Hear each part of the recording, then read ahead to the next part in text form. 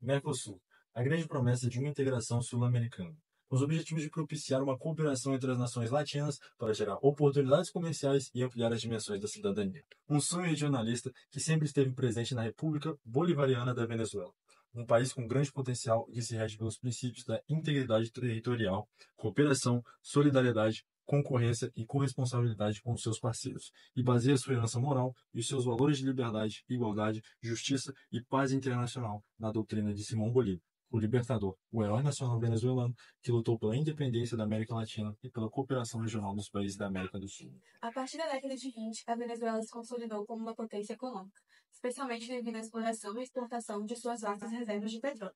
Pela alta demanda e supervalorização do setor petrolífero, o país passou a ser reconhecido como Petroestado e passou a utilizar esse recurso em acordos bilaterais ou multilaterais.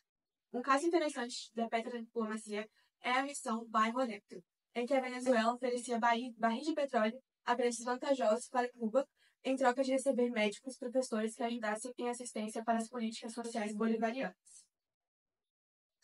A crise pós-Segunda Guerra Mundial aumentou a instabilidade dos países. O mercado já desorganizado, a posição da burguesia comercial e financeira venezuelana, juntamente com um golpe militar, levariam à queda do atual presidente, pouco tempo após o fim da guerra.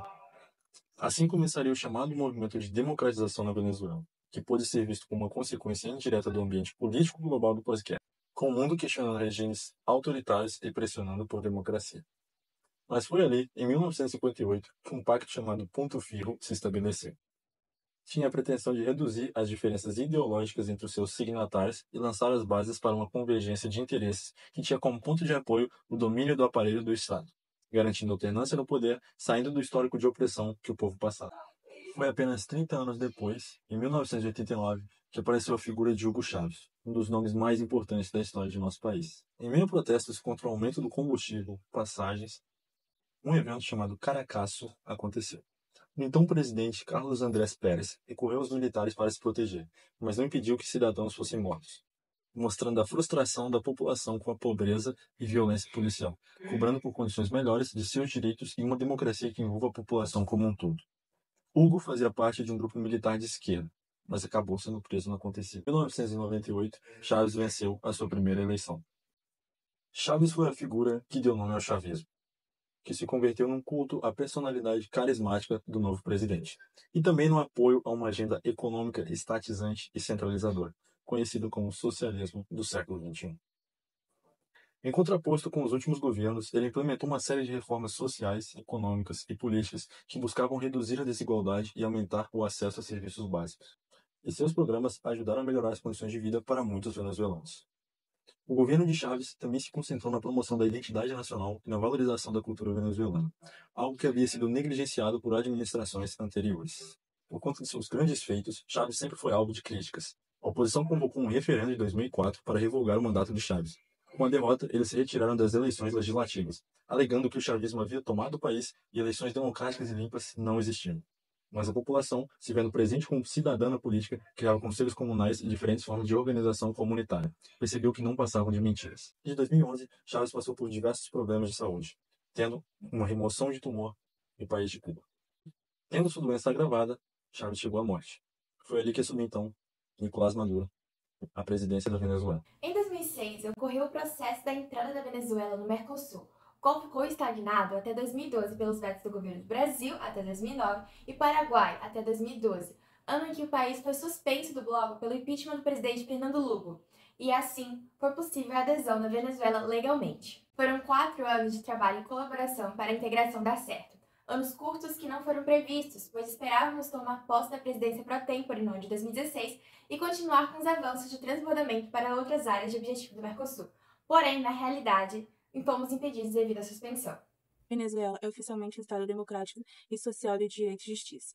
Porém, a Mercosul decidiu suspender o nosso país, com o argumento de que houve uma ruptura de ordem democrática. Porém, o que significa exatamente essa ruptura de ordem democrática? Essa questão vem do segundo parágrafo no artigo 5º no Protocolo de Ushuaia. Porém, ao ler o artigo 4º do mesmo protocolo, não é definido critérios básicos para a definição de uma democracia uniformizada, sul-americana, o que pode provocar brechas para decisões injustas e até ilegais no bloco. Se formos pensar, os principais pontos de uma democracia são o voto popular, participação ativa, igualdade política, proteção dos direitos humanos e eleições livres de periódico. E todos esses princípios estão na Constituição da Venezuela, criada em 1999 sob o governo de Hugo Chávez. Ela prevê direitos políticos amplos, onde os cidadãos têm voz direta ou indireta na gestão pública. Sem falar no referendo popular. Aqui, os cidadãos podem opinar diretamente sobre temas importantes, como o sistema consultivo, revogatório ou de aprovação. É uma maneira de envolver o povo nas decisões políticas. E também há o compromisso da Venezuela com os direitos humanos. A Constituição garante, sem discriminação, que todos tenham direitos respeitados e protegidos de maneira progressiva e indivisível. Por fim, a Constituição estabeleceu o poder eleitoral, que há um nome específico para garantir a transparência das eleições, realizada a cada 6 anos. O sistema multipartidário venezuelano é dominado por um único partido desde o fim dos anos 90, atualmente conhecido como Partido Socialista Unido da Venezuela, e possui também outros partidos como o AD, POPEI, PPT, PCV, Podemos, entre outros. Quanto ao nosso sistema eleitoral, ele vai variar pelo tipo de eleição. Nas eleições presidenciais, o sistema é majoritário sim, maioria dos votos válidos, com a emenda eleita por Chávez. A Constituição agora permite a reeleição indefinida do presidente. Agora, na Assembleia Nacional, o Parlamento, a eleição é um sistema misto. São 277 deputados eleitos, em que uma parte é escolhida por representação proporcional e a outra os eleitores votam em lista de partidos. No nível municipal, os alcaldes, ou prefeitos, são eleitos por maioria, e os vereadores, os concejales, são eleitos por um sistema proporcional, parecido com o das eleições parlamentares. Isso garante uma pluralidade em nossa representação. É injusto que o processo de suspensão da Venezuela tenha sido por julgamento sumário e não por mediações e negociações diretas, as quais são propostas adotadas no Protocolo de Olivos, artigo 4º. Essa atitude contra a Venezuela desnaturaliza a solidariedade e as bases de harmonia que devem predominar em um grupo de integração. Além disso, evidencia a fragilidade de coesão política no bloco, como os Estados-membros podem justificar com tanta ênfase uma expulsão que, se recordarmos bem, foi decidida por Michel Temer, proclamado por um golpe de impeachment contra Dilma Rousseff, e nem reconhecida internacionalmente. Maurício Macri, da Argentina, acusado de branqueamento de capitais e citado pelos Panama Papers, e Horácio Cartes, ex-presidente do Paraguai, ligado ao contrabando. Relevando a hipocrisia de governos passados, a continuação dessa suspensão agrava as consequências políticas, enfraquecendo também a credibilidade do bloco para a resolução de seus problemas internos e dificultando o diálogo diplomático com os demais países do Mercosul. A Venezuela, ao definir-se como uma sociedade democrática e participativa, estabeleceu compromissos constitucionais que agora estão sendo questionados. Porém, o princípio da soberania, que concede ao país autonomia dentro de suas próprias fronteiras, foi gravemente violado devido a essa suspensão que foi justificada pela alegação da violação dos direitos humanos, o que é plenamente improcedente, pois o governo da Venezuela promove políticas públicas para garantir os direitos do povo venezuelano. E como faz parte do nosso direito como Estado a garantia da nossa soberania, pedimos que respeitem. Infelizmente, o país está passando por uma crise humanitária interna e, como membro das Nações Unidas, reconhece a necessidade de ajuda, cooperação e diálogo para a melhoria da situação. Porém, também reconhece que, devido às diversas retaliações e sanções internacionais, principalmente vindas dos Estados Unidos, por motivos ideológicos e geopolíticos, promove o desgaste do governo e do povo venezuelano, criando barreiras para a harmoniosa integração. São os interesses externos que agravam a nossa crise interna, a qual estamos lidando da melhor forma No possível. entanto, além da luta de classes, é crucial que reconheçamos as dinâmicas de etnocídio e epistemicídio que afetam diretamente nossa autodeterminação como nação. Pierre Clastres e Boaventura de Souza Santos nos alertam para os perigos da imposição de culturas dominantes, que tentam apagar as identidades e conhecimentos próprios de povos como os indígenas venezuelanos. O etnocídio destrói não apenas as culturas, mas também o direito à autodeterminação, ao forçar um povo a abandonar suas tradições e formas de organização social. O epistemicídio, por sua vez, suprime saberes e formas de conhecimentos tradicionais, impondo uma monocultura do saber que enfraquece as bases de autonomia e resistência de um povo.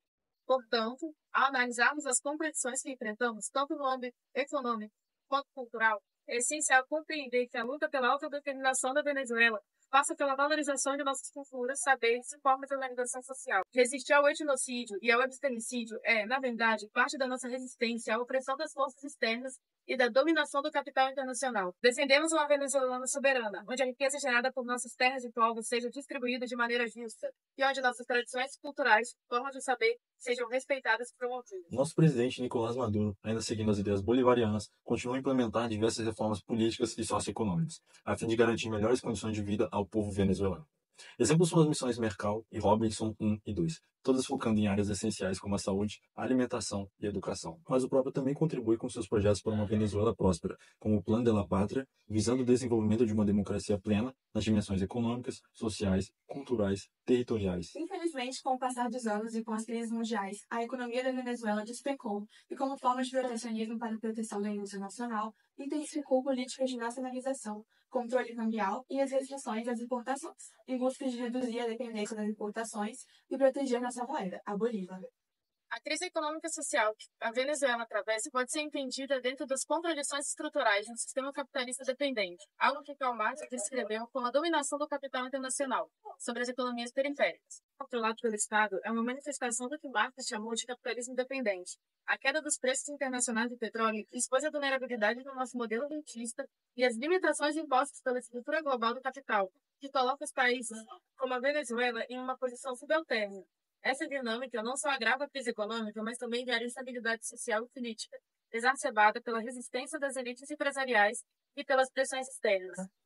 Não negamos que a crise econômica e política da Venezuela tem gerado efeitos significativos na relação do país com o Mercosul e com o comércio internacional. Desde 2015, as sanções internacionais impactaram as possibilidades de cooperação econômica com os nossos vizinhos do Mercosul, provocando a queda na produção de petróleo e a falta de investimentos que enfraqueceram o papel estratégico da Venezuela no setor energético regional. Como consequências econômicas, o Estado venezuelano representava a ampliação do comércio do Cone Sul, com um mercado interno de mais de 28 milhões de cidadãos e a redução das disparidades econômicas entre os membros, sendo um intermediador e um fornecedor expressivo de petróleo. Entendemos que algumas políticas econômicas não tiveram o efeito que esperávamos para estabilizar o país, pois a economia possui consequências e origens multifatoriais. Então, reforçamos a nossa disposição para o diálogo e resoluções, exemplo do nosso comprometimento é com a Organização Mundial do Comércio, a qual não interfere nas políticas internas do país, ou, como o caso do Mercosul, mas monitora questões que afetam o comércio internacional.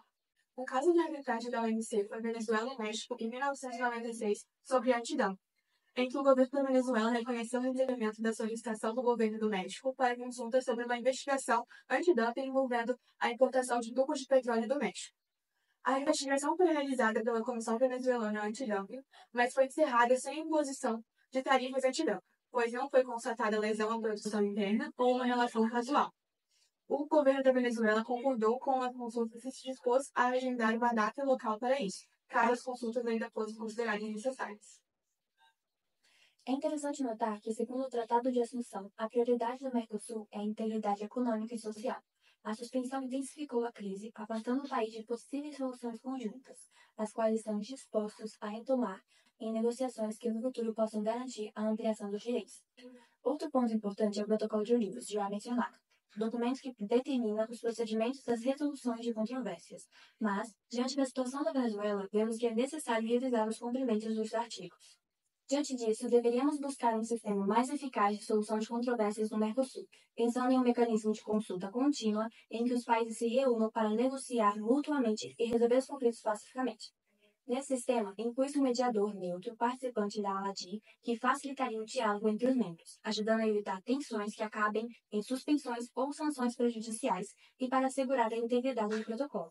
Proponha-se a ampliação desse por meio de punições adequadas e obrigatórias aos Estados-membros que desrespeitarem o processo arbitral.